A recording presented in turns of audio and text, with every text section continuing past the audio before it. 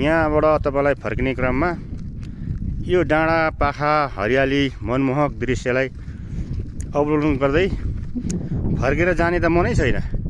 यति हरियाली, यति आनन्द, यति मजाको देश, यति मजाको ठाउँ।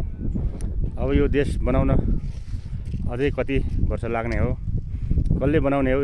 यति राम्रो हुसु आइरहेछ, फुल फुलेका छन्, गुराँसहरू लटरम्म।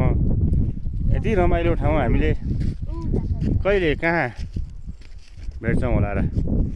यति राम्रो लुकेका उयोहरू, लुकेर बसेका मनमोहक दृश्यहरू अवलोकन गर्ने यी पहाडहरू, यी ढुङ्गाहरू।